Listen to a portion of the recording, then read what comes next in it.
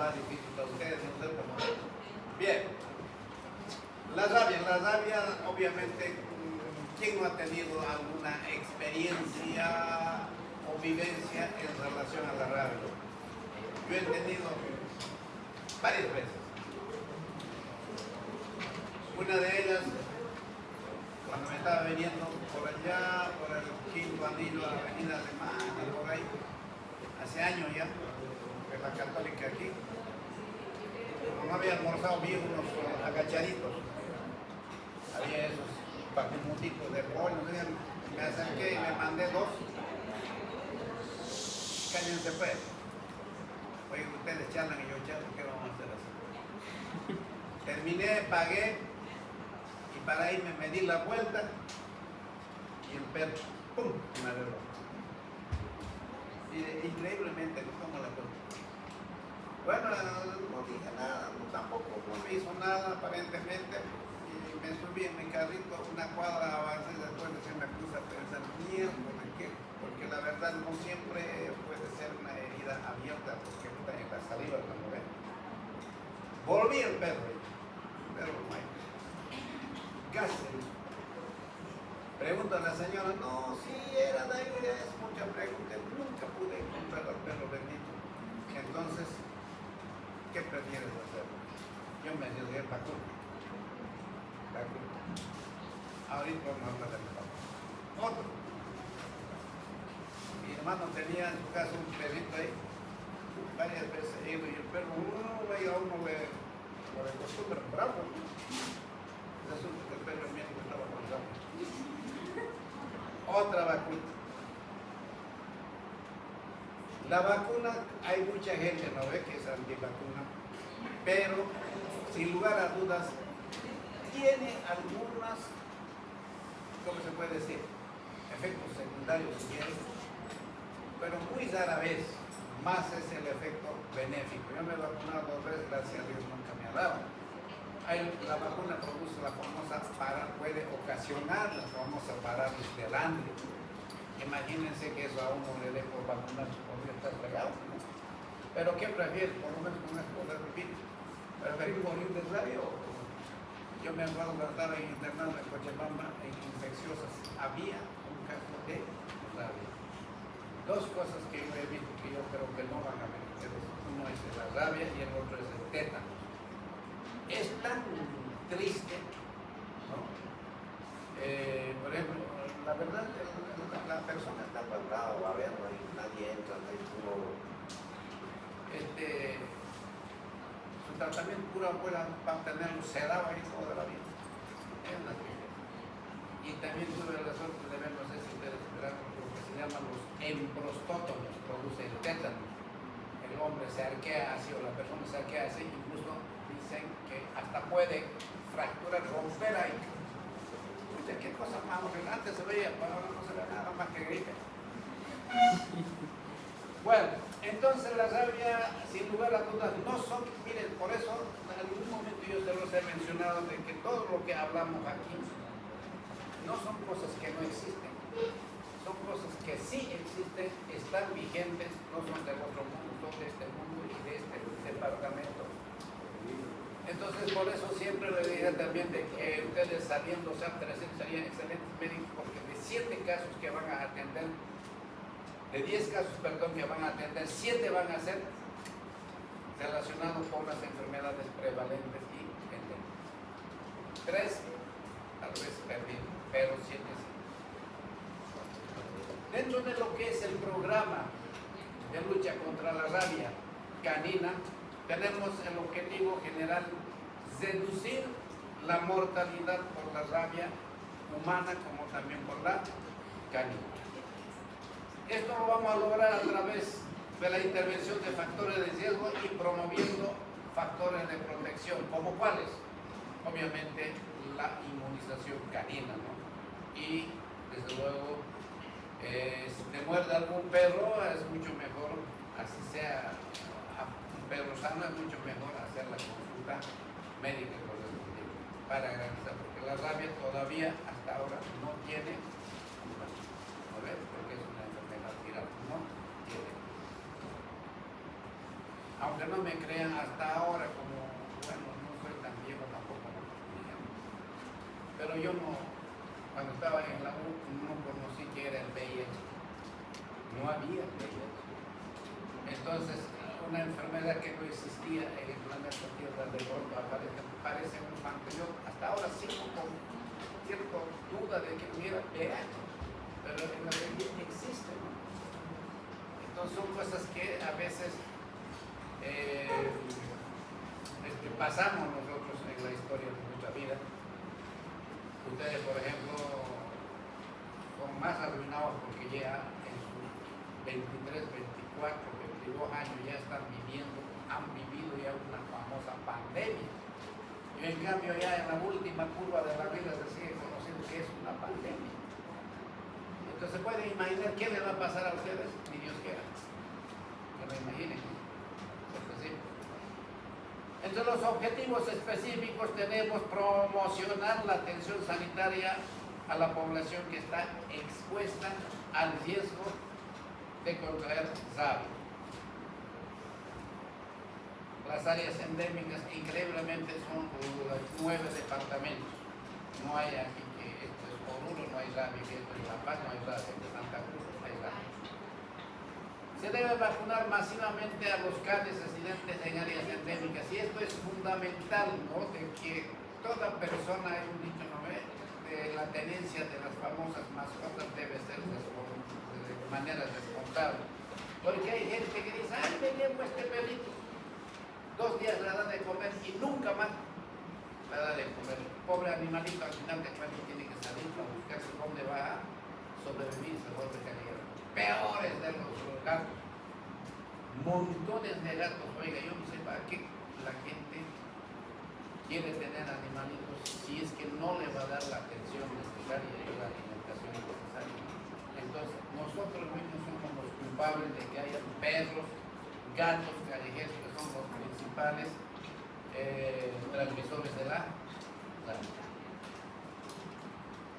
Informar y orientar a la población del país para que prevengan los accidentes, ya sea por mordedura de principalmente animales domésticos. Hay que capacitar al personal de salud en áreas endémicas, sobre todo de la prevención, vigilancia y control de la rabia canina. Rabia humana. ¿Qué es la rabia humana? Es una enfermedad que va a afectar al sistema nervioso central.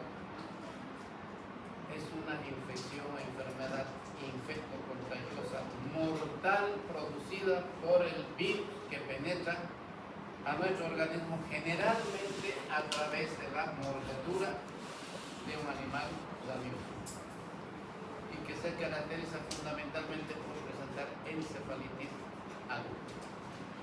La etiología, eso se la sabía, sería el colmo que pregunte la etiología de la rabia y seguro que va a haber muchos que no van a contestar, van a poner el pasivo de coche. Será así, ¿no? Pero es verdad. La etiología obviamente es un virus, el virus rabia. Pertenece a la familia Rhabdoviridae y al género Lisamido. Tiene una forma cilíndrica al microscopio electrónico con una forma de bala de fusil. No sé, bueno, yo conozco, ustedes no creo que conozcan. Tiene la forma de bala de fusil.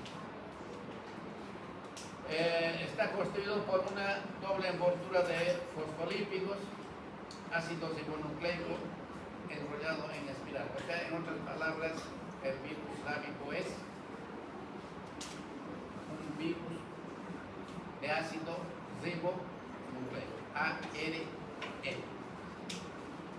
La replicación del genoma viral tiene lugar en el citoplasma celular, o sea, sería intracitoplasmático, y teóricamente hay 7 genotipos o 7 tipos o genotipos del virus de la rabia. El 1 es el virus rábico propiamente dicho, que está prácticamente en todo el mundo. y desde la época de Pasteur se lo ha subdividido el genotipo 1 en virus de la calle y el virus fijo. El virus de la calle es aquel virus que se va a aislar de animales infectados cuyo ciclo de transmisión produce periodos de incubación prolongados y variables. Generalmente es el virus que va a invadir las glándulas salivales y el cerebro.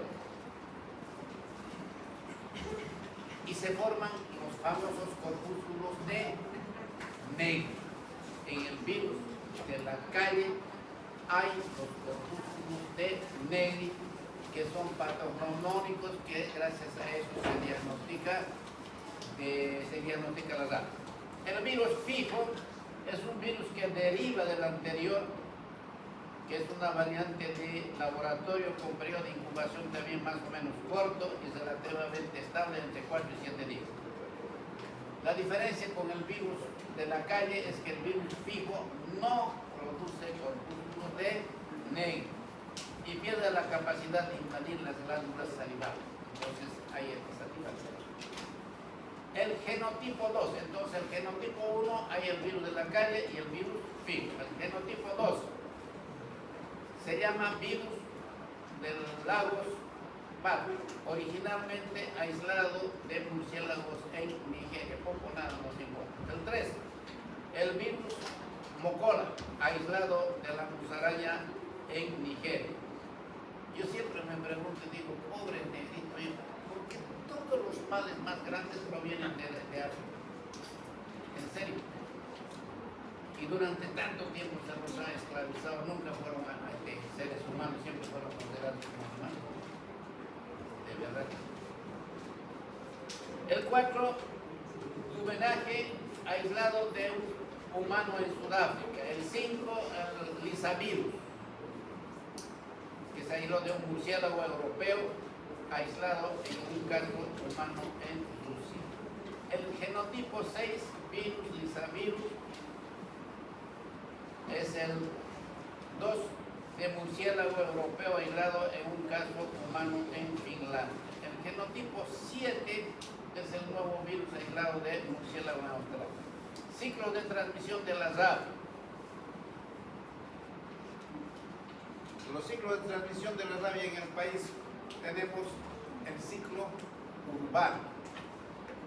El ciclo urbano es el de mayor transmisión, que está provocado por los animales domésticos, que son generalmente de compañía, o sea, las famosas mascotas, ¿verdad? El ciclo silvestre, provocado por los animales silvestres, como ser los murciélagos, zorros, felinos y otras especies. Y el ciclo rural se presenta en animales de consumo y de trabajo, como ser camélidos, bovinos, ovinos, equinos y otros, que serían los que están en riesgo de adquirir la rabia a través del ciclo urbano y o ciclo silvestre. Propiedades físicas y químicas del virus de la rabia. Es muy sensible a la acción de los agentes físicos y químicos. En pocos minutos se puede inactivar por acción de la luz solar, o sea, no es muy resistente a la luz solar. A la desecación, la radiación ultravioleta, los cambios de pH y temperatura, y los disolventes de lípidos, los jabones y los detergentes comunes. Por eso se aconseja que cuando uno se hace morder con rabia, incluso antes de ir al médico, agarras grifo del agua, metes jabón y le tiras una buena refregada la herida. Rápidamente. ¿Cómo se produce la infección? La patogenia de la rabia humana. El ser humano generalmente se infecta por vía transcutánea por la mordedura de un animal rabioso doméstico, ¿no es cierto?, que va a inocular juntamente con su saliva el virus de la rabia. Aunque puede haber otras vías de entrada como la respiratoria, digestiva y y por medio de los trasplantes de órganos, que obviamente es muy raro. La mayor parte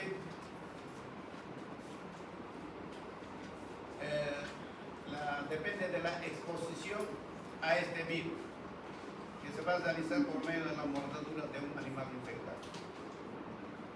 El virus permanece un tiempo más o menos largo, aproximadamente como promedio 72 horas, sin propagarse en el lugar de la inoculación. Volvemos a repetir, entonces si 72 horas está en el lugar de la herida, entonces escucha, con una buena limpieza, una buena lavada, hacemos mucho, ¿verdad? Por eso es que el primer paso de la introducción del virus a través de la piel y mucosa. Una vez entrado en el organismo el virus, empieza a replicarse en el músculo primero estriado del sitio donde se ha producido la mordedura. Después va a ir al sistema nervioso periférico, que también inerva los músculos. Y se infecta a nivel de la unión del nervio con el músculo o el nervio con el tendón. Posteriormente el virus va a ir ascendiendo hasta el sistema nervioso central. Primero músculo estriado, después sistema nervioso periférico, sistema nervioso central. En el sistema nervioso central vuelve a reproducirse pasando a otros tejidos como ser a las glándulas salivales, que va a dar la famosa hidrofobia, miedo al agua.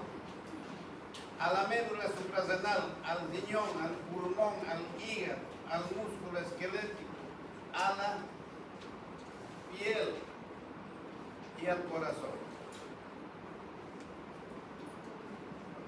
Las lesiones histológicas son inclusiones citoplasmáticas que se encuentran en las neuronas o sus dendritas, que se llaman los famosos corpúsculos de negro. ¿Sí? Corpúsculos de negro. Estos corpúsculos pueden ser esféricos o ovales y de tamaño variable, con algo claro que los rodea, que seguramente los patólogos deben reconocer perfectamente. Nosotros no creo.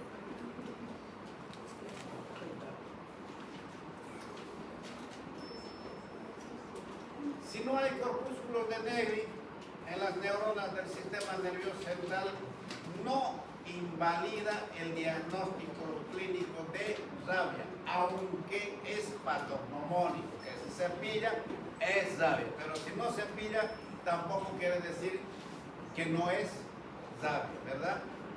Porque los casos que evolucionan rápidamente con un periodo de incubación muy corto fallecen antes de que se formen estas lesiones, cuando hay un periodo de incubación corto, fallece y por lo tanto no vamos a encontrar los corpúsculos de negro. Clínica de la rabia en el hombre o en la persona, mejor, en el ser humano, porque aunque aquí dicen el hombre, pero la rabia le da más a las mujeres, ¿o no? Hablan, pues.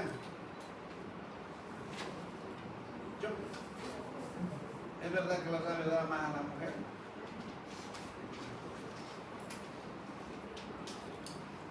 El periodo de incubación es variable, va a depender mucho del lugar de la inoculación y la cantidad inoculada, la virulencia, la cantidad inoculada de virus.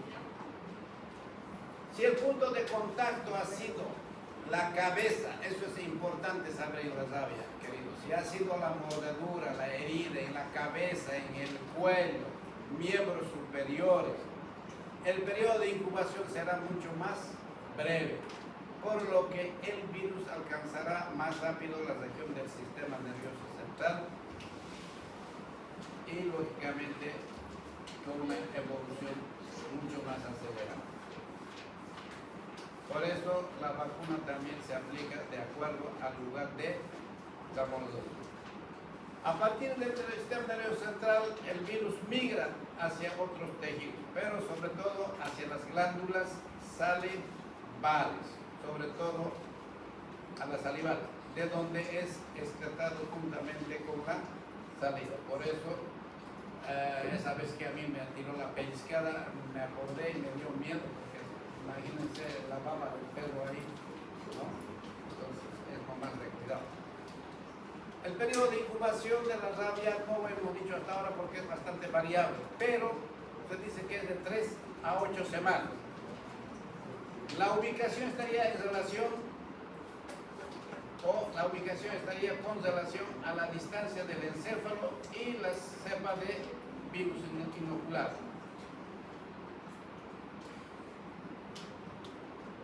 Ahora, en caso de que la mordedura del animal rabioso fuera efectuado a través de la ropa de la víctima, solamente una pequeña cantidad de saliva contaminada llegaría hasta la herida, ¿verdad? Entonces tenía no mayor razón y miedo porque podía haber llegado la saliva.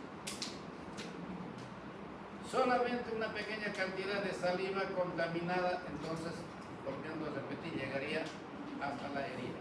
Y esta puede retardar el proceso de la afección. Tanto en el hombre como en los animales, cuando los síntomas de la rabia se manifiestan, ya no hay cura posible.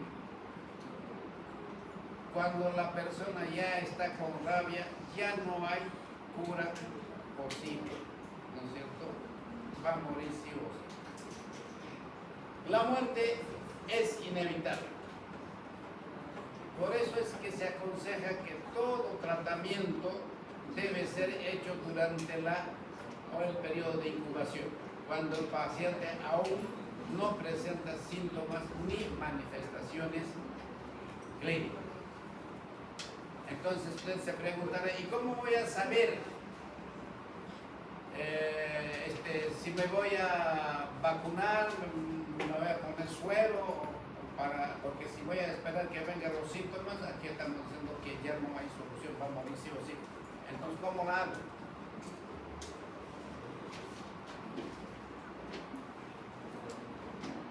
Ya pues, hable.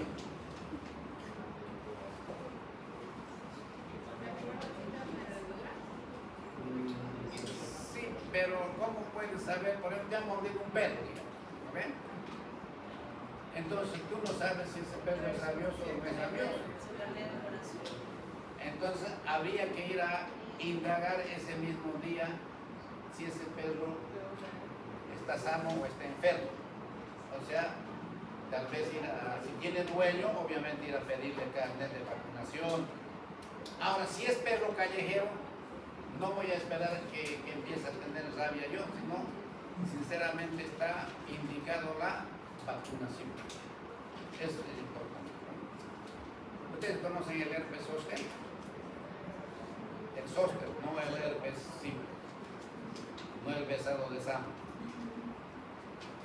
Por ejemplo, en el herpes zóster, ¿no? Cuando ya aparecen las ampollas, por donde sea, hay dolor, ampollas. Teóricamente el remedio que se utiliza se llama aciclovir, ya no hace ningún efecto. También ahí había que empezar lo más antes posible. Claro que ahí es más difícil, ¿no? Porque generalmente a veces empieza a aparecer como un granito ahí. Bueno, decir que esto es herpes, no. Cuando ya tú sabes que es herpes porque hay dolor, hay ampollas, bueno, ya la enfermedad está. O sea que el tratamiento a veces ya no es tan efectivo. Síntomas en el hombre se presenta, en los síntomas en el hombre o la clínica en el hombre se presentan las siguientes fases. Hay la fase prodrómica, donde los síntomas son inespecíficos, no hay nada claro. Dura de 3 a 6 días, puede presentar el paciente alzas térmicas, alteraciones sensoriales imprecisas como ser hormigueos y parestesias, dolor relacionado con el lugar de la mordedura, malestar general, fiebre. No cede con ningún antipirético. Tal vez ese sería un signo que nos puede orientar, porque generalmente una fiebre de otra etiología le das un antipirético, un paracetamol, un dioxadol, aunque sea 2 o 3 horas, mejor. Pero aquí no cede con ningún antipirético. Tiene dolor retroocular, falta de apetito, insomnio, dolor de cabeza, todos los que tienen fiebre tienen eso, ¿no? Sensación de angustia, dolor de cabeza, sensación de angustia, intranquilidad e irritabilidad. Tal vez la irritabilidad es otro síntoma o signo que nos puede ayudar para el diagnóstico de SARS. Esa es la fase prodrómica, 3 a 6 días. La fase de excitación ya está más fregada. Hay signos y síntomas ya neurológicos, dura más o menos de 3 a 5 días. Hay fiebre, presenta hiperestesia, cialorrea, eso es lo más real, cialorrea, que es la salivación abundante, ¿no? Puede haber espasmos de la laringe y contracciones musculares dolorosas ante la presencia de algún tipo de alimento. De ahí viene el nombre de hidrofobia, porque tiene miedo al agua, y dolor faríngeo, porque no puede ni deglutir absolutamente nada. También tiene fobia a corrientes de aire, que se llama aerofobia, a la luz, que se llama la fotofobia. También puede manifestarse con respuestas agresivas, dificultad para la deglución, delirio, alucinaciones, convulsiones. Si se hace el examen clínico, se va a ver un aumento de los reflejos osteomusculares, aumento de la frecuencia cardíaca, dilatación de la pupila, aumento de la salivación, aumento de la frecuencia respiratoria y lagrimeo. Esa es entonces la segunda fase, que es la fase de excitación. La tercera fase es la fase paralítica. Es bien mala. Dura más o menos 1 a 2 días, puede seguir la fiebre continua, suele observarse hemiparesias. ¿Qué será hemiparesia? ¿Ah? Ya bueno.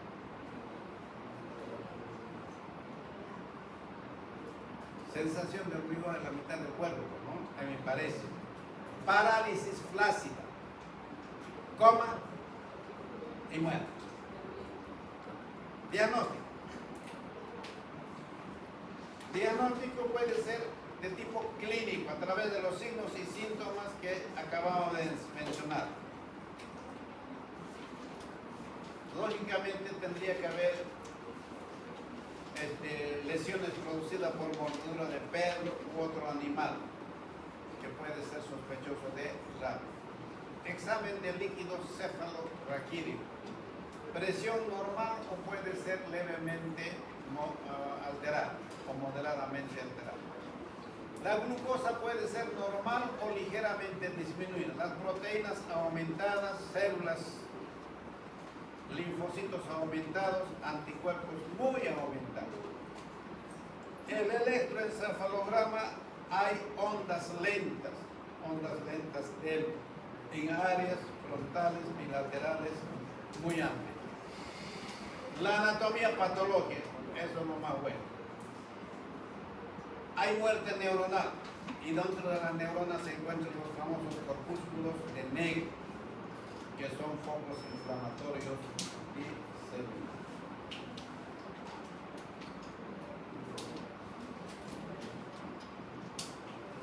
Ya. Otras pruebas de laboratorio. Se puede hacer la técnica de la inmunofluorescencia directa.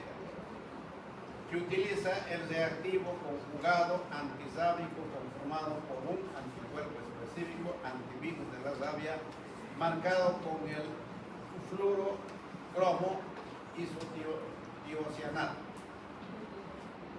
que reacciona con el antígeno específico del virus de la rabia presente en la muestra, y la reacción antígeno-anticuerpo se visualiza en un microscopio de fluorescencia.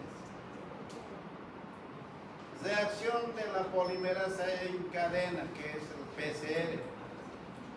Es una prueba biológica molecular que se basa en la detección del genoma del virus de la rabia en la muestra. Tratamiento. No existe, ¿no? Solamente hay tratamiento de sostén. Cuando el virus está en el periodo de incubación de la enfermedad, la administración de vacunas antisábicas es el único tratamiento posible que puede emplearse y salvarse la vida del paciente. Y también, mientras el paciente se encuentra en periodo prodrómico y de estado de la enfermedad, se considera o pueden considerarse pacientes terminales. Los cuidados y tratamientos que se indican en esta situación estarán orientados a evitar complicaciones y disminuir los sufrimientos por la rabia. Entonces, dentro de eso tenemos hospitalización, administración de medicamentos, administración de soluciones parenterales, control de signos vitales, recomendar precauciones, administrar oxígeno húmedo o hacer traqueotomía, control de diuresis, aspiración de secreciones de saliva, respiración asistida. Definiciones operativas en caso de rabia.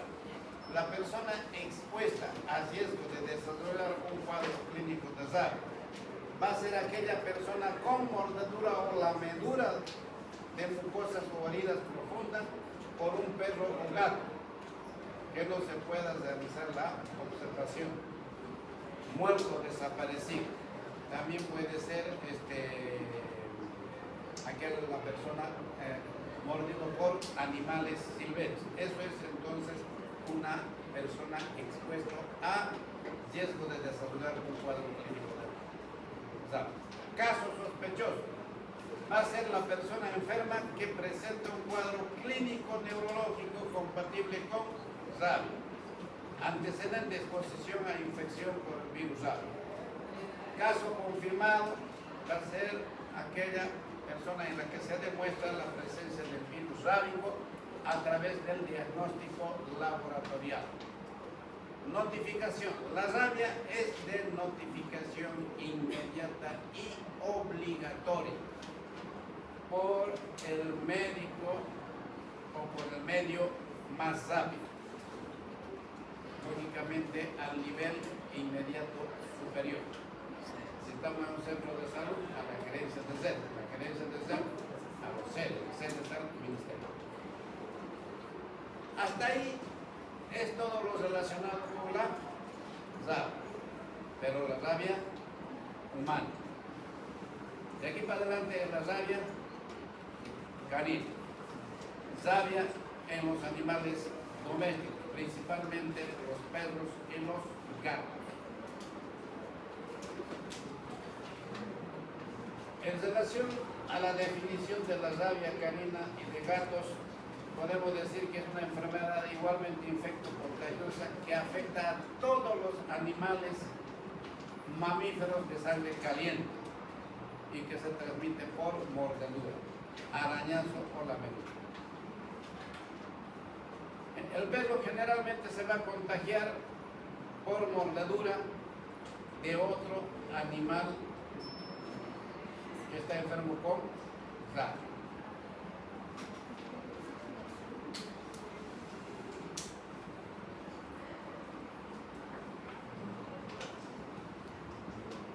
Clínica de la rabia en el animal. Primero, igualmente tenemos el periodo de incubación. Este periodo puede oscilar entre 10 días a 2 meses. después del cual comienzan los síntomas que se van a agrupar igualmente en 3 fases, como la humana. Fase prodrómica. Primero, la fase prodrómica. Después del periodo de incubación, el estado prodrómico se desenvuelve rápidamente y puede durar hasta 2 a 3 días. En la mayoría de las veces puede pasar desapercibido.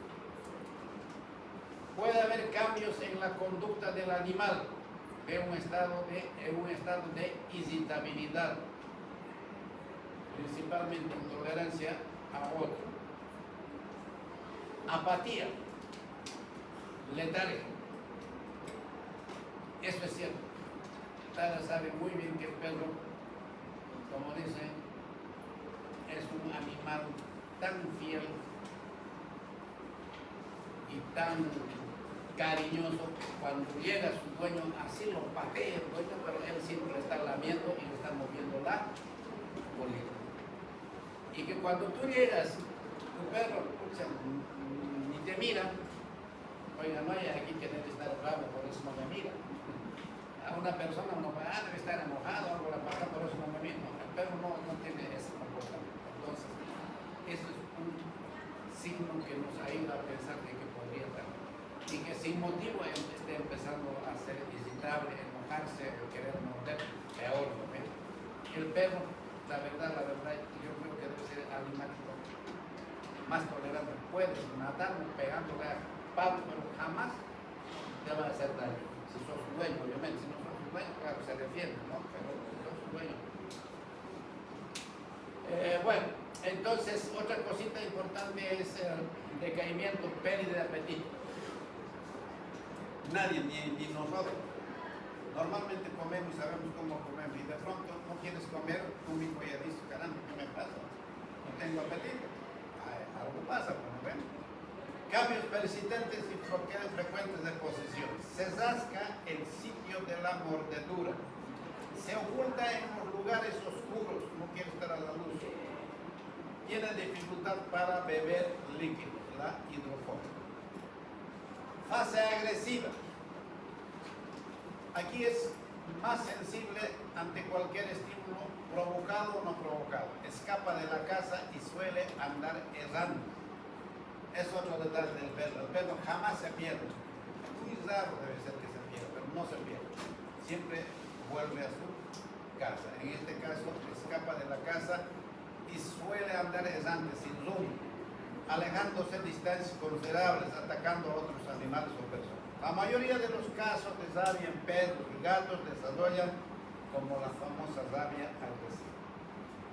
Y la tercera fase es la fase paralítica o muda, donde se va a manifestar con dificultad para deglutir, rechaza alimentos, principalmente al agua, cambia el tono del ladrido, ¿no? Puede existir parálisis de los músculos de la laringe y faringe, luego del tren posterior para después de 4 o 5 días morir. Esta fase es la más peligrosa porque se la puede confundir con otras patologías como el bronquilo canino y envenenamiento. El periodo de transmisibilidad de la rabia, o sea, la presencia del virus en la saliva, es de 3 a 5 días antes de la aparición de los primeros síntomas clínicos hasta el inicio de la fase paralítica. En el caso de la rabia también hay definición, de la rabia canina también hay definiciones operativas. Animal sospechoso de rabia. Todo animal doméstico, ya sea perro, gato, de consumo, silvestre o animales desconocidos que muerde con o sin motivo.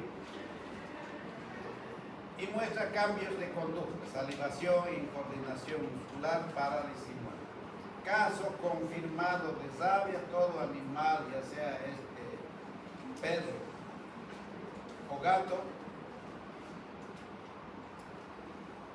animal silvestre confirmado positivo a la rabia por laboratorio.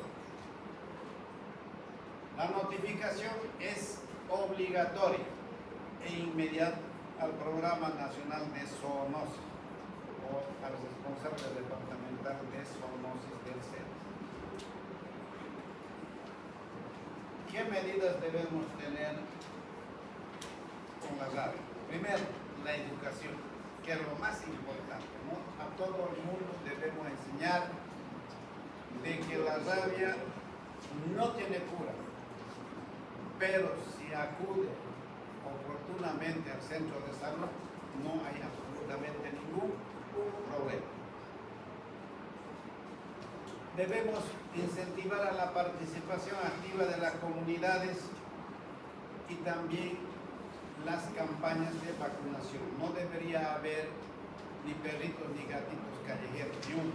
Y el que tengas en tu casa debes vacunarlo cada año. Entonces, tiene que haber campañas de información, educación, concientización en la población para que ella comprenda la real gravedad de la enfermedad y que haya una tenencia responsable de mascotas. La importancia de la vacuna canina para cortar la cadena de transmisión de la rabia y la importancia de las personas expuestas como tratamiento.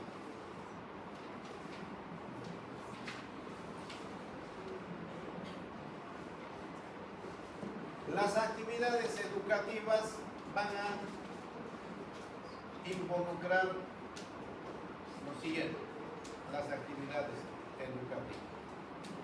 Primero, cursos, talleres de capacitación sobre lo que es la rabia. Segundo, educación continua al personal de salud. Tercero, talleres educativos para la población en general. Cuarto, edición de manuales y materiales de capacitación. Último, edición de afiches, volantes, cartillas, videos educativos para la campaña de vacunación. Por eso, cuando ustedes vayan a los centros de salud, no vayan a escuchar música ni mascar chicles, sino vayan a mirar todo lo que hay. En las paredes van a ver unos afiches maravillosos sobre lo que es la rabia, el dengue, el cólera, prácticamente todos los programas. Los contenidos educativos deben enfatizar los siguientes aspectos. Primero, promoción de la vacunación antirrábica canina y humana en todos los servicios de salud públicos de nuestro país.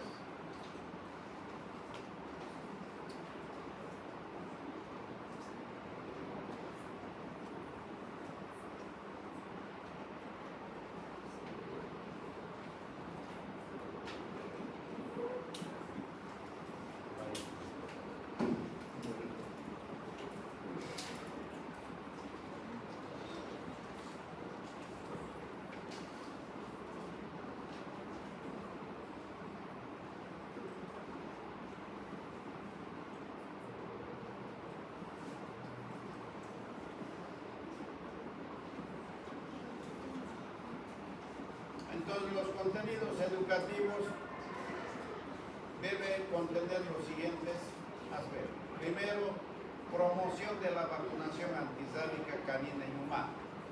Promoción de las campañas de vacunación. Medidas preventivas para la no ocurrencia de casos de rabia humana. Observación de canes, mordeduras. Atención de personas expuestas. Revacunación anual de canes.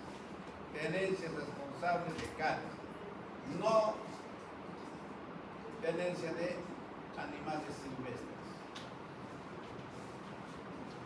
Y lo más importante, que hartas veces lo he dicho, la notificación obligatoria e inmediata de todos los casos de rabia, ya sea esta humana o canina.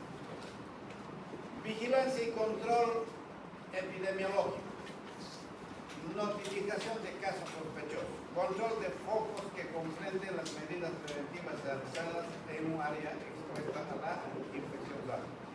Tratamiento antirrábico específico en relación al periodo clínico y la oportunidad de tratamiento.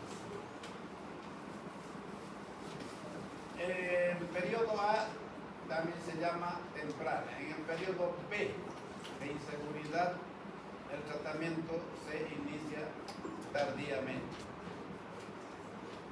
El periodo C, la administración de la vacuna es tardía y no alcanza a producir anticuerpos. El tratamiento antisábico va a exigir por lo menos el conocimiento de los siguientes situaciones. Primero, es fundamental en el caso de la rabia el sitio de mordedura. No es lo mismo que te haya mordido en el dedo gordo de tu pie, ¿no? Que tu hombro, que tu cuello, que tu cara. Magnitud de la herida, porque le dije, no es lo mismo que a mí me haya tirado una peniscada sin más ni menos que me haya hecho ya una escoriación de la piel o una heridita. Tercero, especie del animal agresor. Ese pesito a mí no me mordió porque estaba enfermo, me imagino. No me mordió porque le pisé. Bueno, si no me hubiera pisado, no me hubiera mordido. Y circunstancias que rodean a la agresión, lo mismo que estoy acabando de mencionar. Como dicen, ni el perro ni nosotros somos locos para morder sin motivo. Nosotros nos vemos por algo, ¿no ven? Aquí no. Estás durmiendo, ¿no? Situación epidemiológica del área donde ocurrió la mordedura. No es lo mismo en un lugar donde no se conoce de un caso de rabia que en un lugar donde sí se ha notificado casos de rabia, ¿verdad? Y tercero, cuarto, séptimo, el informe del veterinario que efectúa la observación del animal. Ahora aquí viene la famosa vacunita. Por esa situación, de cada 100.000 vacunas que recibes de la rabia, uno puede hacer la famosa parálisis del área. Imagínate que ese uno siempre sea tú. También fregadito, ¿no? La verdad. Pero, como le dije, yo creo que mejor es vacuna. Tipos de vacunas antisábicas que hay para uso humano. Tipo. Existen dos tipos de vacunas antisábicas. Las vacunas derivadas del tejido cerebral del ratón lactante y la vacuna desarrollada en el cultivo celular. Conservación de la vacuna que se ha hecho en el cerebro del ratón lactante es de 4 a 8 grados centígrados. Nivel de protección se alcanza a los 10 días. Se aplica por vía subcutánea en la región deltoidea o la región periumbilical o interescapular. Les pregunto, a ver ustedes que son genios, ¿por qué generalmente más bien se ha vacunado siempre en la región periumbilical? ¿Por qué, por ejemplo, como dice aquí, no en los glúteos?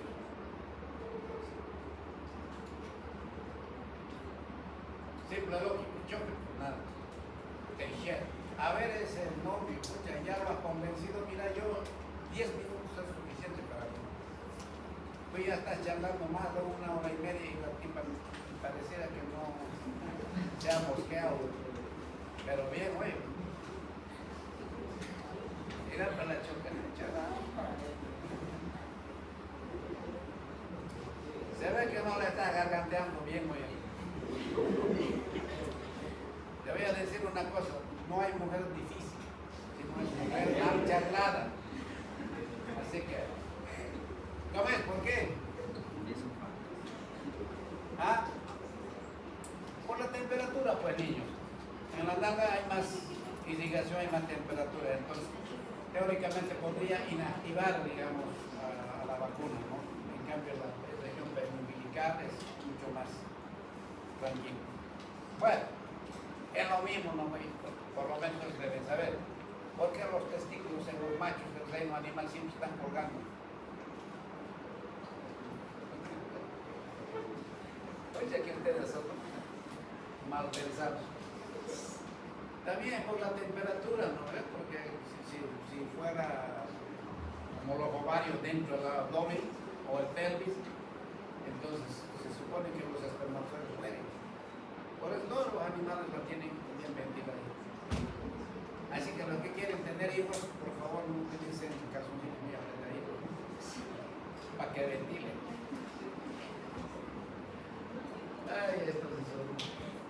¿A usted qué les importa? No, lo importante es que hacen muchachos y se acabó el juego.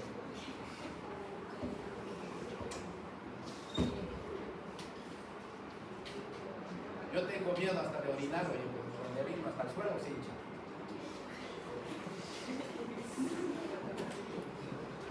Por eso siempre busco yo un baño, donde sea, jamás la prueba. Bueno, sigamos. La dosis del CRL es de 1 ml. Contraindicación. En quienes no podemos vacunar. Alergia y el famoso Guillain-Barré. También la vacuna puede dar también Guillain-Barré para Guillain-Barré. El de cultivo celular, en la otra vacuna, contiene partículas virales sin capacidad de multiplicarse. Se conserva igualmente de 2 a 8, aunque el otro decir de 4 a 8, también igual. A los 7 días hay anticuerpos detectables. Dosis, 1 ml vía intramuscular. Esto sí se hace en la región deltoidea, no en la región glútea, por menor capacidad de producir anticuerpos. No tiene contraindicaciones, se puede aplicar durante el embarazo. Entonces, en el embarazo se puede aplicar la vacuna de cultivo celular. La verdad no sé cuál de los dos tendrán aquí. Profilaxis, ¿qué debemos hacer? Posexposición, me mordió el perro, ¿qué debo hacer? Con vacuna CRL. La vacuna consta de la administración de, o sea, hay dos esquemas, ¿no? Una que es la administración diaria de 14 dosis, una diaria durante 14 días y 2 refuerzos en el día 10 y 20, después de la 14 dosis. Es lo que se llama el esquema clásico. Hay el otro esquema que es el esquema reducido, dosis diaria durante 7 días seguidos y 3 refuerzos, el día 10, 20, 30, después de la última dosis.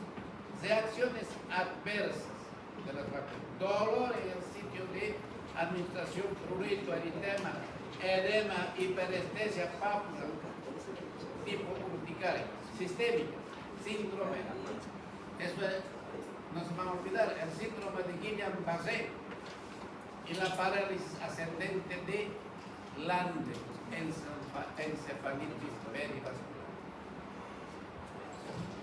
Con vacuna de cultivo celular, esquema con vacuna de cultivo celular antes de los 90 días del esquema completo no hay necesidad. Después de los 90 días o más debidamente registrado, se aplicará 2 dosis de refuerzo a los días 0 y 3. Durante el tratamiento, ¿qué se debe evitar? Exceso de alcohol, exceso de actividades físicas y exposición al sol. Medidas de prevención ante una mordedura, que es lo que más nosotros debemos saber y poder explicar a nuestros pacientes. Leve. Inmediatamente y preferentemente después de la mordedura, herida o rasguño, hay que lavar con mucha agua y bastante jabón.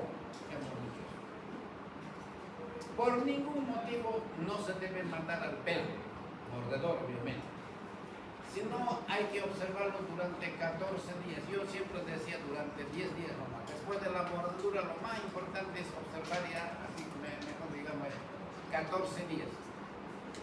Si el perro en esos 14 días no le pasa nada, todo sigue igual, no hay necesidad de colocarle vacuna a la persona. Pero si el perro, vamos a suponer, descuida al dueño, abre la puerta y no vuelve nunca más, hay que vacunarlo. O el perro muere, hay que vacunarlo. Si lo llevan al veterinario y el veterinario dice este perro tiene rabia, hay que vacunarlo. Listo. ¿Qué más? Acuda de inmediato a un centro de salud. Si el perro mordedor es observado durante 10 días y no cambia de conducta, no se altera, no le pasa nada, vive, es casi seguro que no tiene nada, ya lo hemos dicho. Por el contrario, si el perro está en observación esperando completar los 10 días que el perro cambia o altere su conducta, se ponga irritable, huya, desaparezca, muera dentro del plazo de los 10 días, hay que administrar la vacuna a la persona mordida. Esta vacunación debe durar 14 días sin ningún tipo de introducción. Lo ideal o recomendable es que cuando el perro sospechoso muera, se le practique y al perro se le debe estudiar el cerebro para saber si tiene o no tiene rabia. Ahora, mordeduras en cabeza, cuello, mano, lesiones profundas por animales con rabia y silvestres, se administra vacuna, el famoso esquema clásico a los 14 días, y suero antirrábico. El esquema clásico más el suero heterólogo de inmunoglobulina obtenida del plasma de caballo, asmo o hiperinmunizado. Debe ser aplicado en un centro hospitalario, de preferencia de tercer nivel. La dosis es de 40 unidades kilopeso. El 50% se coloca en la parte periférica o como dice aquí, en la zona perilesional, y el resto se debe colocar intramuscular. El suero homólogo,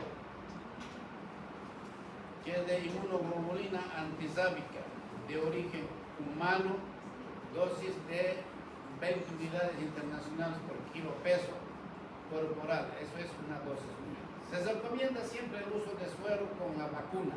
Antes del suero, administrar clorfeniramina intramuscular o hidrocortisona de 10 miligramos kilo peso intravenoso para evitar edema de glotis y shock anafiláctico. Imagínense, puede provocar un shock anafiláctico. Se aplica el suero hasta el 7º día postmortem, después no tiene eficacia. Profilaxis. Preexposición con vacuna CRM.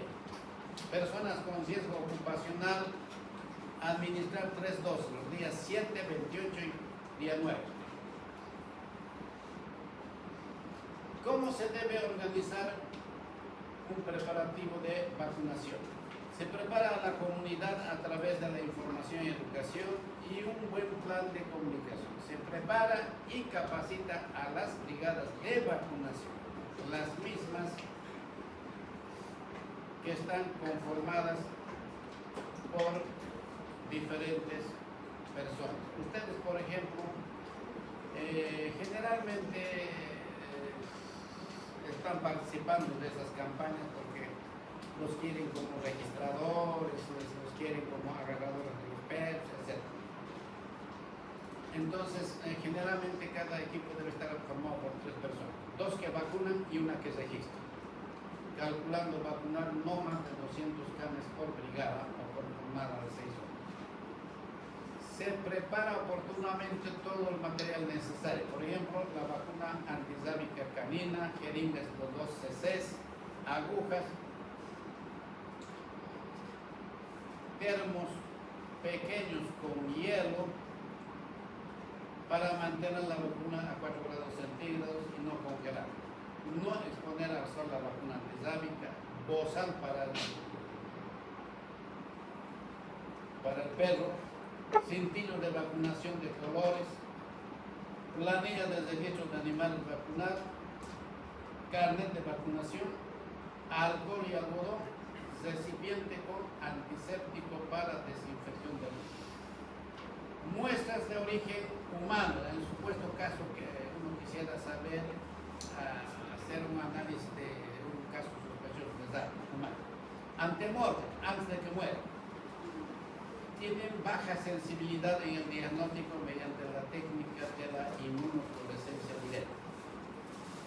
Suero de 5 ml de sangre por punción venosa, enviar al laboratorio en hielo. Saliva en recipiente llevar con hielo. Biopsia de piel, cuero cabelludo de la región de la nuca que contenga nervio periférico, llevar al laboratorio refrigerado en hielo. Post-mortem.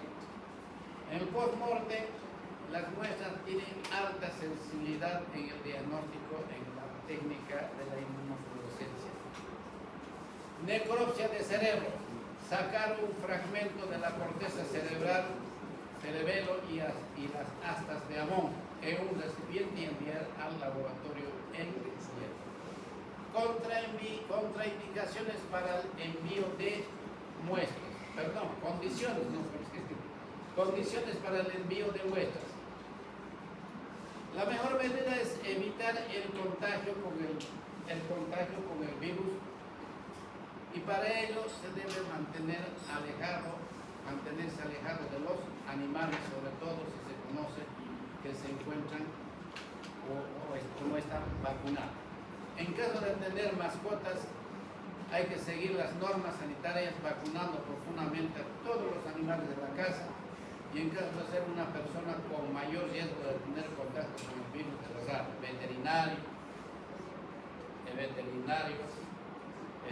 personal del laboratorio y personas que trabajan, por ejemplo, en el zoo.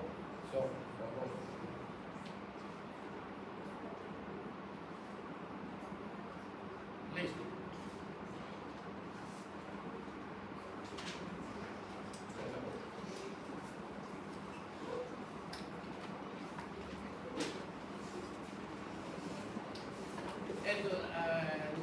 Dice, no se olviden que las mascotas atacan por dos motivos. Primero, porque tienen miedo, y la segunda, porque sus amos los crían para eso. Por lo anterior, el único responsable del ataque de un perro es el dueño. Es aconsejable que después de lo ocurrido, él haga la denuncia pertinente y se pueda castigar al dueño de la mascota. Bien, tenemos 6:30. Un ratito estirémonos, levántense, siéntense. Esto sí que no me gusta a mí, pero ¿qué voy a hacer? Aquí acaba, sí. Solamente falta la letra, unos 20 minutos más y nos vamos.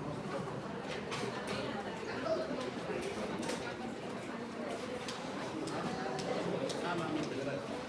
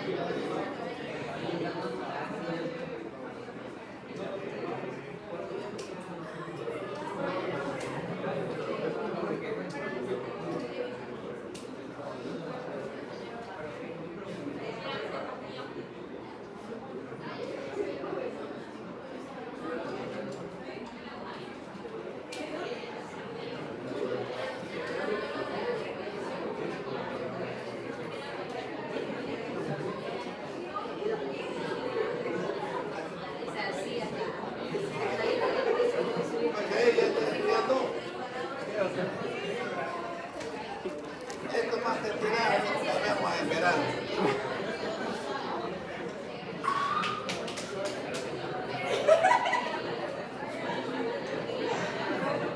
¿Qué pasa, Macrina?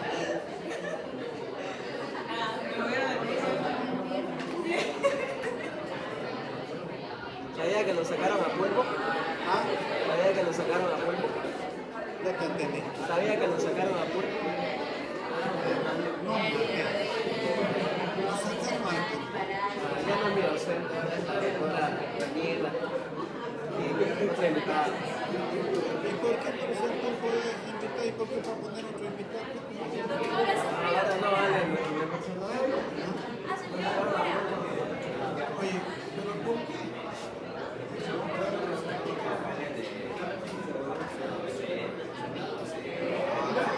Me ha dado pena el principio de mi amigo. Uy, estás jodido, pues. Vas a tener que estudiar, pues ya dijo. Pero espera un ratito, uno quiere tirar, ustedes son más. Caramba, qué pena, ¿no? Así es esta vida, oiga, pucha. Por eso, ¿qué harán ustedes hoy cuando salgan? Encontrar la burra jodida. Pero siempre hay trabajo.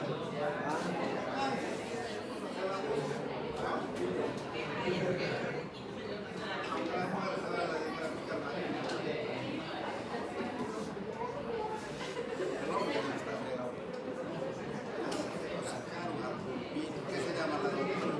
Daniela Gil. ¿Ah? Daniela Gil. Daniela Gil.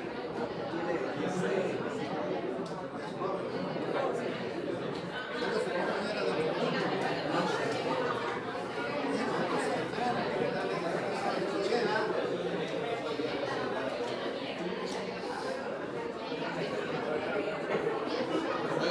cuidado que lo saquen a donde están los hijos también. Otro invitado no me No creo. No, al de 300 no lo mueven. Tendrían que, para sacarme, tendrían que mover la universidad.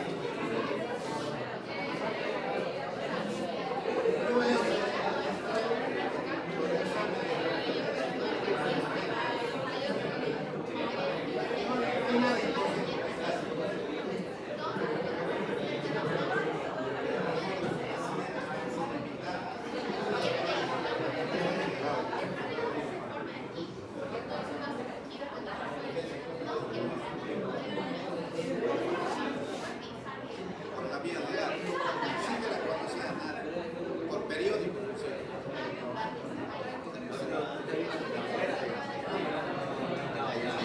O sea que la cosa es así. Si quieren mandar, primero se manda interno a la facultad. Por eso que a veces entraran a la carrera medianamente. De adentro siempre hay alguien que quiere. Listo. Si esa quiere, ya no hay papel. Supongamos que no hay. Hay para toda la universidad.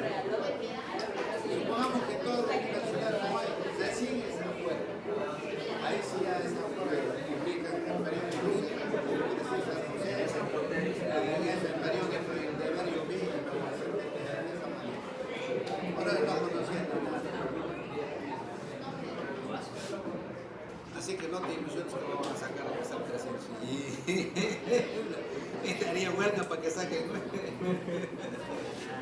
Ya niños, vámonos al último tema. Claro, ya. A mí no me gusta este tema, la verdad. No sé, es una de las cosas. Fíjense, es una de las enfermedades más antiguas, tal vez como la vida misma. Hay una película, no sé si vieron, se llama en Semana Santa, siempre se llama Ben-Hur. ¿No vieron? Ahí ya se vio lo que era la famosa lepra, ¿no?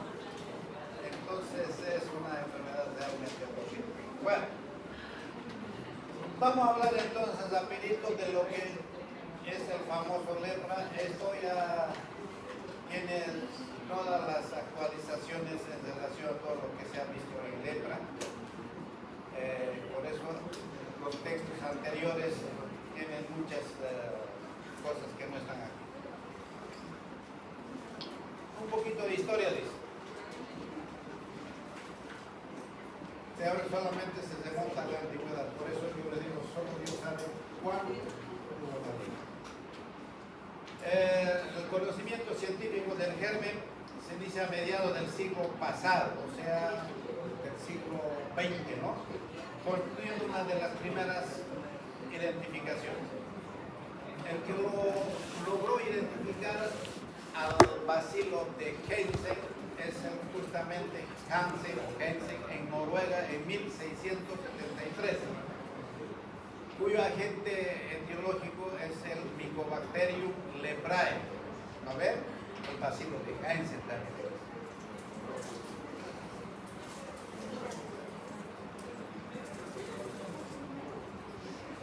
Aunque los estudios bacteriológicos recién fueron posibles después de 1960, ese grupo de amigos dejen charlar, ya hemos charlado, pues. En Bolivia la enfermedad de Hansen se conoce bajo diversos términos, entre los cuales yo conozco que se llamaba lazarillo o Lázaro, ¿no ve? Chaquipugio, manán, diferentes denominaciones. Ustedes son médicos. Tampoco es por atrevido, pero es que da chiste. ¿Cómo se llama la escabiosis en algunos lugares de nuestro país? Aquí le dicen sarna, nombre más o menos, algo pasable. En Valle Grande se llama la rasquiña, porque miércoles hay que rascarse, ¿no? Rasquillas. Y en el occidente se llama la rascapalomita. ¿Por qué? Porque generalmente está a nivel de los testículos y los hombres ahí andan rascándose las bolachas. De ahí viene el nombre de rascapalomita. Lo mismo sucede, ¿no?, con el caso de la lepra. Imagínense Lázaro, Lazarillo, Chaquipugio, Mananto, etc. Bueno, la lepra sigue siendo un problema de salud pública, principalmente en los países como el nuestro, que está en vías de desarrollo. Más de la tercera parte de los pacientes leprosos sufren incapacidad física y social.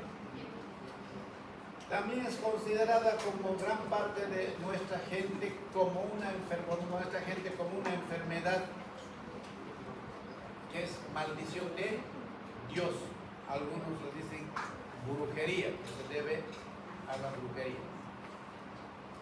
La verdad de la lepra es que solamente se trata de una enfermedad infectocontagiosa, porque antes, por Dios, que ahorita mismo ya nosotros, ustedes, no sabemos si habrá realmente leproso. Hay, pero ¿quién es?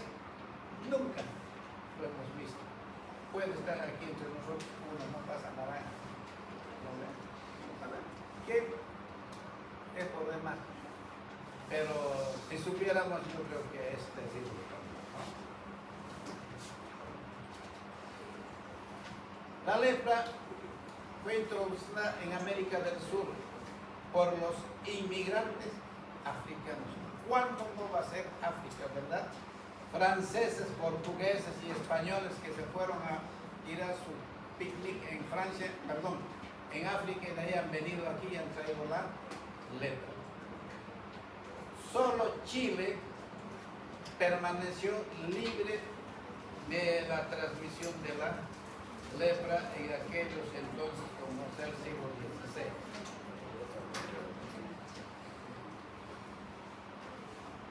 Población al hierro. En el mundo hay más o menos 1.600 millones de personas que viven en áreas donde la lepra contiene un papel importante, por decirlo significativo, de poderse contraer la enfermedad. Bueno, algunas características de la lepra. A ver, ¿cuándo podemos sospechar que puede tratarse de lepra? Ojo, no puedes tú así alegremente a una persona que tú piensas que podría ser lepra y le digas, oiga señor, usted está con lepra. Claro, no se muere, ¿no? Del susto que le diga a uno, oye, usted está con VIH. No, también. O usted está con CA, eso es grave, son cosas muy terribles. Ustedes llevan una materia, ¿no es cierto? No sé qué semestre era, en décimo, ¿no? Quinto año parece con el doctor Harold, no, con el doctor Méndez, ¿no ve? Bioética. Porque ahora no es normal largar la boca. Ahorita hay un tipo que no es ni siquiera médico. Un poquito de noticia nomás a escuchar, ustedes saben. Había sido un pelado, ¿qué le llaman? Esos pelados que hacen videos, ¿cómo se llaman? TikToker. TikToker, o el otro nombrecito. Influencer. Había sido un influencer. Yo ni siquiera sabía, pero es que este tipo había dicho, por decir a toda la población boliviana, se sugiere sacar su dinero del banco. Más bien no ha creado un caos terrible, porque imagínense que eso es probablemente ha debido dar algún motivo, me imagino, ¿no? Y la gente se alborotó, no podía haberse matado. Más bien no ha tenido mucha repercusión y Ron Agarrón está preso. ¿Ya lo soltaron? Bueno, por una parte no sé cuál sería el motivo por el que él puso eso, pero es terrible. No puedes tú decir muchas veces, mira, nada, señor, es lo mismo, es una enfermedad grave que tú dices, te vuelvo a repetir, oiga, tener lepra, tener cáncer, tener VIH, por Dios, no quisiera escuchar nunca esas palabras personalmente. La lepra es una enfermedad infecto contagiosa, ya hemos dicho, producida por el bacilo, que es el famoso Mycobacterium leprae, el bacilo de Hansen. Tratable y curable, eso es lo bueno. La tuberculosis también no deja de ser grave, pero a uno le dicen, tienes tuberculosis, ya, gracias, entonces no voy a trabajar. Es curable también la tuberculosis, pero uno se muere, pues no, lo único que hay es contagiar a un montón de gente, pero bueno, igual que la lepra. Afecta preferentemente a todos los tejidos corporales fríos, la piel, sistema nervioso periférico, vías respiratorias superiores, ojos, testículos. Además produce deformaciones incapacitantes o discapacitantes. Es un bacilo ácido alcohol resistente como el bacilo de Koch, ¿ve? Intracelular obligatorio. Este bacilo se puede multiplicar con extraordinaria lentitud. Por eso que en la clínica se muestra insidiosa y es grave, no es tan violento, ¿no? Cuando es violento es más tranquilo, ¿no? No existe desarrollo distinto al hombre y no se conocen artrópodos como vectores de la lepra. No se dispone de métodos satisfactorios para detectar las infecciones inaparentes, pasadas o presentes. Los estudios se basan en casos clínicos detectados. El bacilo no ha podido cultivarse en medios artificiales ni tisulares, oye, difícil de cultivar, ¿no? La única forma de poder cultivarlo había sido en armadillo y en pata de hámster dorado. Es una enfermedad con carácter inminentemente o eminentemente social. Es la única enfermedad debida a micobacterias que tiene predilección por el sistema nervioso. El Mycobacterium leprae es un bacilo móvil, rectilíneo, gram positivo y no esporulado. Se colorea en rojo por el método de Ziel-Nelson. En algún momento les había comentado que nosotros cuando estábamos en la U, en bacterio hacíamos la tinción de Ziel-Nelson para TBC, ¿no? Para tuberculosis. En relación a la epidemiología, la fuente de infección, se evidencia epidemiológica que existe sugiere que las infecciones humanas son las más importantes y las únicas. No debe descartarse la posibilidad de existencia de un reservorio animal. El ser humano enferma, elimina bacilos de sus lesiones cutáneas y nasales. También se han encontrado formaciones de ácido alcohol resistente en esperma, leche. O sea, con un leproso, si es el amor, está fregado. Las formaciones más bacilíferas son las lepromatosas, vías de transmisión. Aquí en Santa Cruz había un leprosario, yo casi llegué a conocer todavía. Estaba ubicado aquí en una localidad que se llama Los Negros. Es casi a la mitad de carretera entre Santa Cruz y Valle Grande. Un lugar muy bonito. Yo lo conocí, trabajamos juntos con la doctora que era responsable del leprosario de Los Negros. Ahora solamente hay en Corochico. Los medicamentos de transmisión los mecanismos de transmisión son por contacto directo o indirecto. Puede ser por vestidos, instrumental quirúrgico, a través de la piel sana, pero sobre todo traumatizado o erosionado, especialmente la forma multivacilar. Por inoculación cutánea, tanto a ustedes les gustan los tatuajes, se tatúan en lugares que no deben. Por vías respiratorias también, a través de los estornudos, de las famosas gotitas de flujo. Formas clínicas. El periodo de incubación es variable, de 9 meses a 20 años, imagínense. Promedio de 3 a 5 años, 20 años que me haya contagiado, a los 60, a los 80, no muero por lepra, muero por otra cosa. ¿No? El periodo de transmisibilidad es variable, desaparece en 3 meses, después de un tratamiento continuo con el medicamento de elección que es la famosa Dapsona. Respecto a las variedades de las formas clínicas, según la clasificación de Madrid, existen 2 tipos polares de lepra, la lepra lepromatosa y la lepra tuberculoide, y sus 2 formas intermedias o subpolares, que serían la forma indeterminada y la dimorfa o borderline. Según la OMS, o también clasificación operativa, se tiene a la forma paubacilar. No se ven bacilos en el frotis directo. Incluye la lepra tuberculoide indeterminada y la multibacilar. Existen bacilos en los frotis. Incluye la lepra lepromatosa, la dimorfa. Esta clasificación dependerá solo de la respuesta inmunitaria que tiene el organismo hacia el bacilo. Así que la lepra tuberculoide, en la lepra tuberculoide se verá buenas respuestas de la inmunidad a la lepromina, o sea, son lepromina positivos. En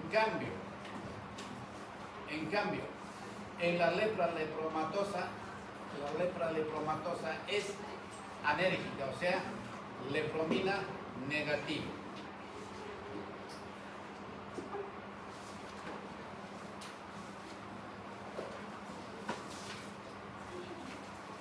Vamos a hablar ahora de manera breve, obviamente, cada una de las variedades de lepra. Las más frecuentes es la lepra tuberculoide o localizada. También se la considera como la lepra cerrada, hiperérgica. Tiene defensa, no bacilífera, no contagiante, pero muy discapacitante. Se caracteriza la tuberculoide fundamentalmente porque produce síntomas en la piel y los nervios periféricos. Lesión inicial puede ser mácula hiperpigmentada, bien delimitada, cuyos bordes adquieren un aspecto elevado, mientras que la zona central de la lesión es atrófica y se deprime. Las lesiones son de varios tamaños, anhidróticos, anestésicos, con pérdidas de los órganos, o sea, de los anexos cutáneos de la piel. Los nervios superficiales que atraviesan las lesiones aumentan de tamaño e incluso los nervios periféricos, como ser el nervio cubital, el peroné, pudiendo ser palpables así de vista. La degeneración nerviosa produce anestesia en la piel. Esto es una cosa característica de la tuberculosis. Produce anestesia en la piel y atrofia muscular cutánea, que hacen al paciente más vulnerable a presentar úlceras cutáneas indoloras y contracturas de los párpados con queratitis y úlceras corneales. El nombre se debe a que histopatológicamente la lepra tuberculoide presenta lesiones granulomatosas muy parecidas a los tuberculomas, de ahí el nombre. La otra, la lepra lepromatosa o generalizada, la LL, lepra lepromatosa generalizada. Esta lepra es la más grave, compromete el estado general, es anérica, abierta, basilífera y esa es la más contagiosa, prácticamente lo contrario a la anterior, es la más contagiosa. Las lesiones cutáneas son más extensas y simétricas. Son máculas, nódulos, placas o pápulas de bordes mal definidos y la parte central elevada e indurada, lo contrario a la anterior, que es deprimida, ¿no ve? Aquí la parte central es elevada o indurada, localizado en cara, pabellones auriculares, muñeca, codo, nalgas.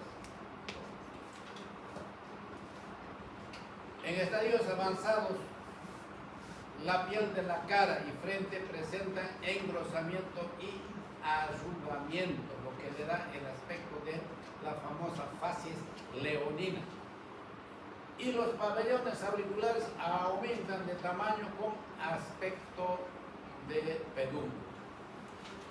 Los síntomas más frecuentes son congestión nasal, epitaxis, dificultad respiratoria, a veces faringitis, ronquera, nariz sencilla de montar, queratitis, adenopatías inguinales, axilares, indoloras, ginecomastia, afección testicular que va a provocar esterilidad. En el hombre es debido a las lesiones de reacción granulomatosa difusa, con presencia de macrófagos o células espumosas de Virchow o células de la lepra. La otra, hemos hablado de Doya, de la tuberculoide y la lepra lepromatosa. Tenemos la lepra dimorfa. Se encuentra entre la lepra tuberculoide y la lepra lepromatosa. Es la forma atípica. Las lesiones en número y es más frecuente la afección en los troncos nerviosos periféricos. Pueden coexistir pápulas, placas, lesiones de tipo macular, anestesia. No es tan importante como en los casos de lepra tuberculoide. Los pabellones auriculares pueden estar engrosados, pero las cejas y la región nasal están conservadas. La forma intermedia de la lepra es inestable y puede evolucionar ya sea a la lepra lepromatosa o en los pacientes no tratados hacia la lepra tuberculoide. A veces existe afección nerviosa en ausencia de lesiones cutáneas. A esta forma se denomina también lepra nerviosa pública. Y por último tenemos la lepra indeterminada. Es la más precoz, puede pasar a las formas polares, se cura espontáneamente. Las lesiones se limitan a la piel y se diagnostican durante la exploración física de los contactos de pacientes con la lepra conocida. Se caracterizan por la presencia de lesiones maculosas o placas hipo o hiperpigmentadas, así como zonas brutales de anestesia y de parestesia.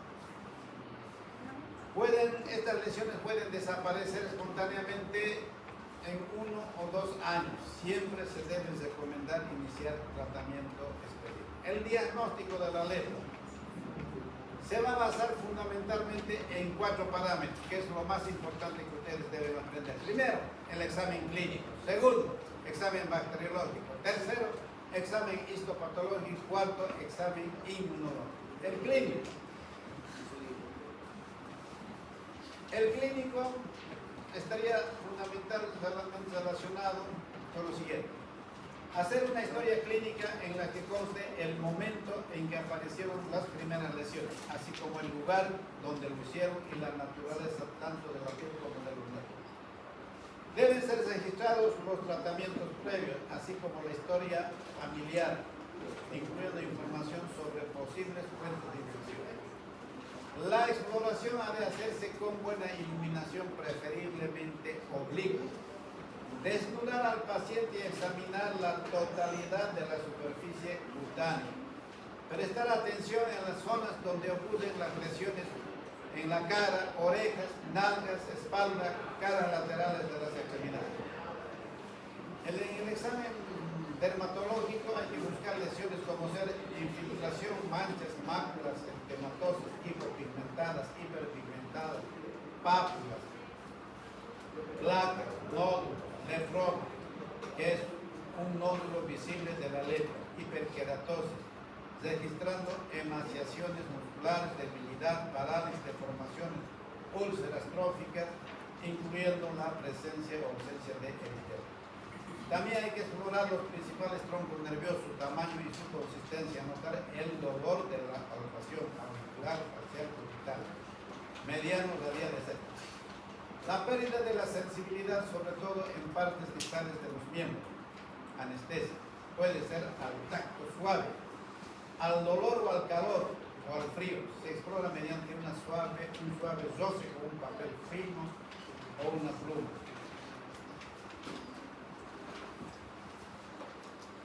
Una pluma puede ser también un algodón. Solo se pierde la sensibilidad al dolor superficial. Manchas anestésicas, hiperestésicas, epistasis, obstrucción nasal. Bacteriólogo. Aquí nos va a valorar la carga bacteriana. Se trata de un complemento esencial en la exploración clínica y un requisito previo al comienzo del tratamiento multimedicamentoso. Se realiza frotis cutáneo y baciloscopía. Las extensiones cutáneas han de ser tomadas al menos en 3 lugares distintos, incluyendo el lóbulo de la oreja, rodilla y 2 lesiones cutáneas activas. También puede hacerse las extensiones de las secreciones nasales obtenidas con una torunda.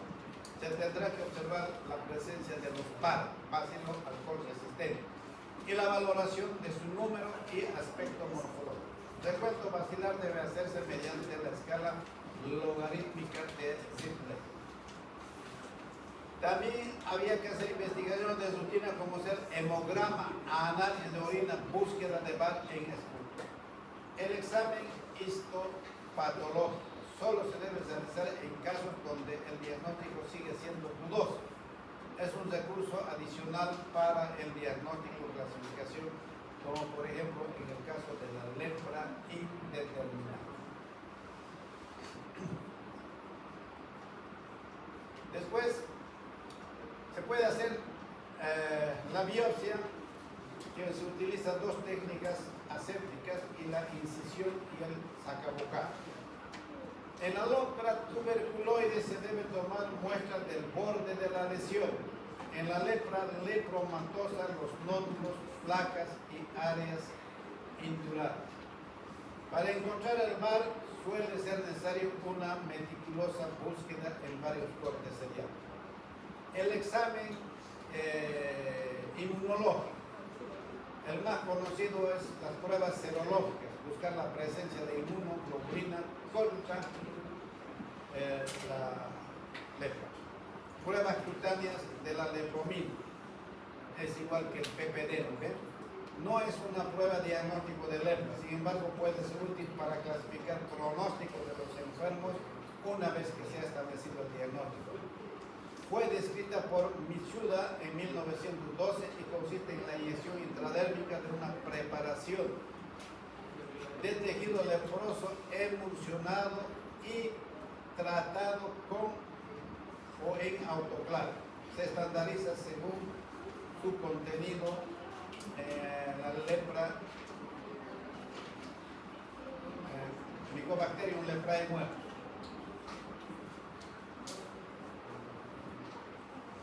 Después, el número habitual de VAR en lepromina es es de 4.0 por 4.0 por 10 a la séptima a 1.6 por 10 a la octava por mil. Puede prepararse a partir de lesiones neuromatosas cutáneas o a partir de tejido de armadillos infectados. Esta última tiende a dar un nivel de reactividad más fuerte que el anterior. Para estudios de campo se recomienda la metformina A. Para realizar la prueba vía intravenosa 0,1 ml de metformina, debe utilizarse siempre una determinada localización para evitar confusiones cuando el resultado se ha leído al cabo de 4 semanas. Después se utiliza una regla milimétrica para medir el diámetro mayor y su perpendicularidad de la intubación. La prueba es positiva en enfermos de lepra tuberculosa y es negativa en la lepra lepromatosa. Puede utilizarse para evaluar la dirección de las desviaciones inmunológicas. Debe hacerse también diagnóstico diferencial con sarcoidosis, leishmaniasis, lupus vulgaris, linfoma, sífilis y otras causantes de hipopigmentación. El tratamiento, desde luego que el tratamiento de la lepra no lo vamos a hacer. Probablemente de tuberculosis sí vamos a hacer, pero de la lepra hay que mandárselo nomás, pero para tener una idea. En la lepra lepromatosa, la mayor parte de los bacilos desaparecen de las lesiones cutáneas y del moco nasal a los 3 a 6 meses del tratamiento. Este deberá prolongarse hasta la desaparición completa del Mycobacterium leprae. De las lesiones cutáneas en 5 años, por Dios, es bastante prolongado, ¿no? Sin embargo, para evitar las recaídas puede necesitarse un tratamiento durante toda la vida, mamita. En la lepra tuberculoide, el tratamiento debe prolongarse al menos durante 1 a 2 años después de la curación de las lesiones. ¿Qué medicamentos antimicrobianos podemos usar? Ya lo he mencionado, la más conocida y más utilizada es la dapsona. Dosis de 50 a 100 miligramos kilo peso día adulto. En niños 1 a 2 miligramos kilo peso día hasta 100 miligramos día. Es un fármaco muy inocuo en el embarazo y muy barato. Sus efectos secundarios son raros, siendo más frecuente la hemólisis ferropénica. Por eso se debe recomendar suplementos vitamínicos que contengan hierro. Aparte de eso, tenemos otros efectos colaterales: metahemoglobina, hepatitis, dermatitis exfoliativa y trastornos gastrointestinales. Este fármaco muestra problemas de resistencia en presencia de déficit de la glucosa amino 6 fosfatasa deshidrogenasa. El otro medicamento, aparte de la dapsona, es la rifampicina, dosis 600 miligramos día adulto, de 10 a 20 miligramos.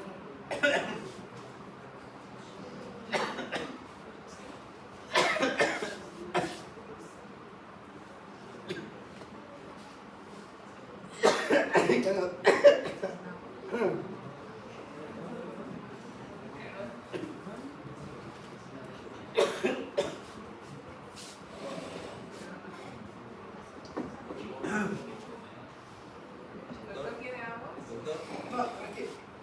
¿Qué pasa? Por culpa de esos habladores que a uno le hace gritar. Cuando uno se ahoga dice que va a tener mal momento, ¿no? ¿Mal qué? ¿Mal momento? Mal momento. Bueno.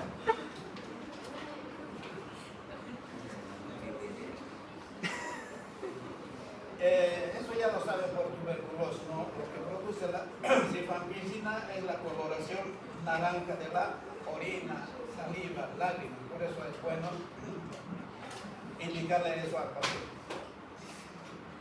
Clofazimina, 50 a 100 miligramos kilo peso día en adultos.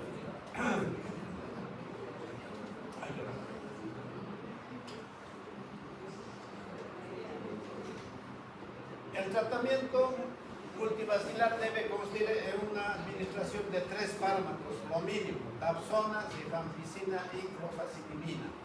Y en casos de pavovacilares, 2 fármacos, dapsona y rifampicina. Otros tratamientos recomendables en caso de lepra: fisioterapia, cirugía, obviamente para reconstruir las partes dañadas, ¿no?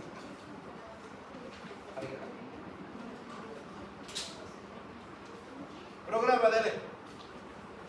El objetivo es reducir en 50% la prevalencia e incidencia de la lepra en un plazo de 10 años. Detectar el 80% de los pacientes leprosos y tratarlos adecuadamente con terapia multimedicamentosa, parecido al caso de la tuberculosis.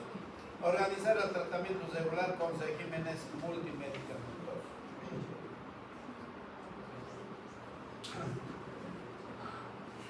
Desarrollar un programa de prevención y corrección de las incapacidades o discapacidades. Establecer un sistema de referencia eficaz para todos los pacientes que necesitan ingreso temporal en hospitales para su tratamiento correspondiente, como también de sus complicaciones. Organizar y promover un programa sistemático de educación sanitaria, que sería lo más importante.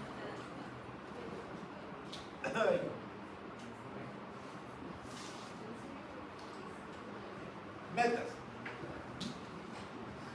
La meta es para poder estimular la búsqueda precoz, se ha de mantener bajo vigilancia y regular a los grupos de alto riesgo.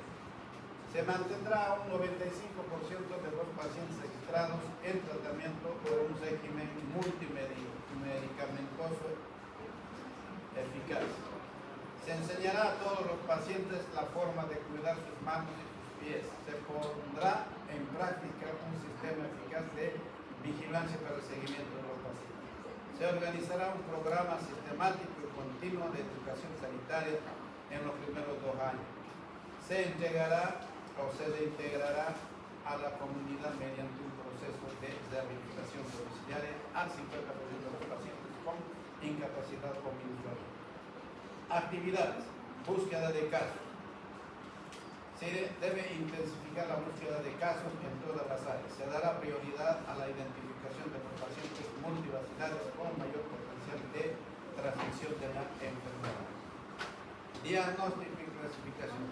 Toda persona sospechosa de padecer lesiones será remitida a la unidad necesaria especializada para ser sometida a una detallada exploración clínica y bacteriológica.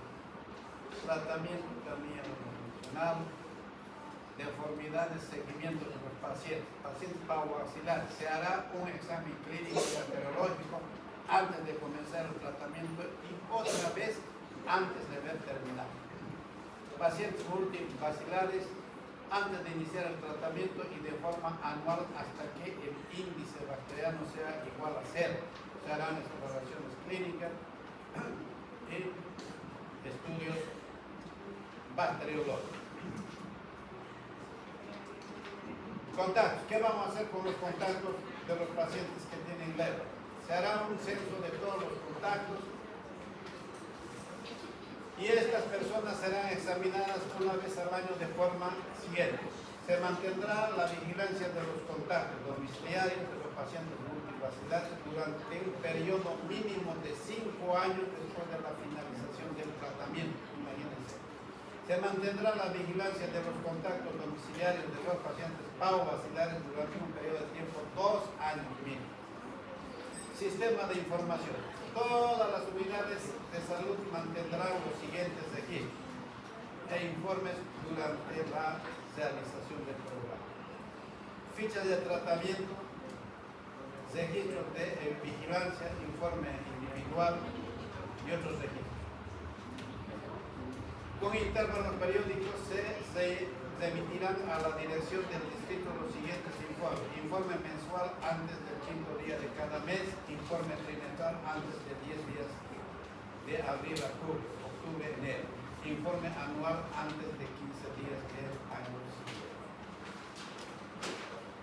En la solicitud del medicamento se debe enviar el número del paciente, edad, forma, clínica. Bueno, motivo. Ya no es difícil eso. Se lo voy a dejar el cólera para el examen final. Pero lo leen el antivirus. Hay poquísimo. Ya me he cansado. El antivirus va a entrar. O sea que vamos a tomar el segundo examen desde lo que es las políticas, desde los factores que hay que tomar en cuenta para dictar una política, hasta el antivirus. Incluye antivirus. El cólera va a entrar al segundo semestre, al final. Porque el segundo parcial tercer parcial es todo salud ambiental. Entendido, ¿verdad?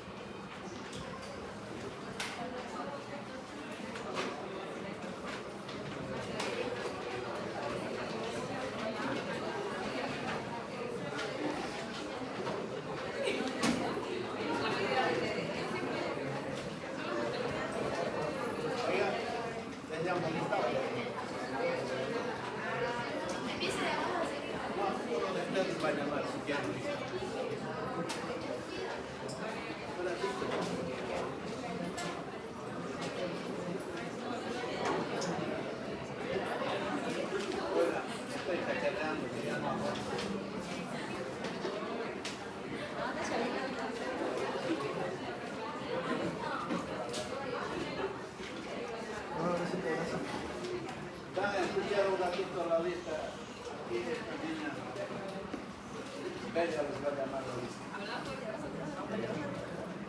Parece que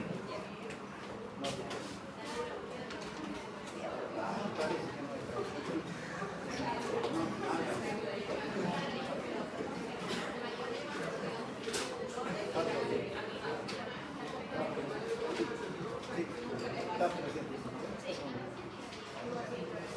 Ahora lo que va a hacer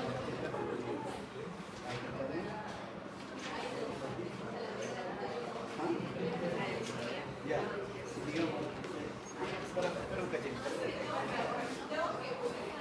Espera un ratito. Vale, ¿cómo llamamos?